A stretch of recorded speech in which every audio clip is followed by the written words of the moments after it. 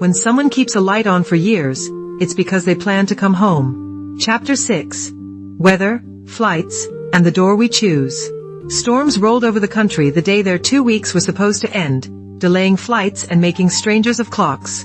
Theo packed Lena's house with the efficiency of someone afraid to linger. He wrote a letter and tucked it into the cookbook notebook under "Don't Say It Yet" chocolate cake. The letter told the truth the way he'd tell a story for a client. Simple, memorable, honest, the kind you remember in the dark.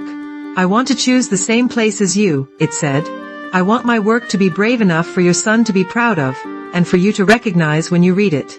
Lena boarded late, clutching her own letter, her knuckles pale with nerves and hope.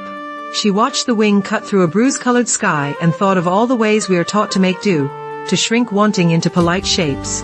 She thought of Max's face on the screen when Theo got him laughing so hard his shoulders shook. She landed 3 hours after she planned, past midnight, the city wearing its neon like cheap jewelry. They met at the curb where he had stood 2 weeks earlier, the exact geometry of what they were finally aligning. He was thinner with worry. She wore a courage that suited her. "You left me a whisk," he said, smiling. "You left me a sentence," she replied, and handed him the letter he had not yet read. For a moment, they were 22 again, on bar stools, cheeks aching from not saying what they meant. Then they weren't. Theo stepped forward, all the way through the door they'd never crossed, and kissed her like a promise honored.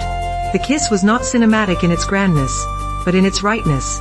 The way it fit into all the previous days like the missing word in a sentence you've read aloud for years.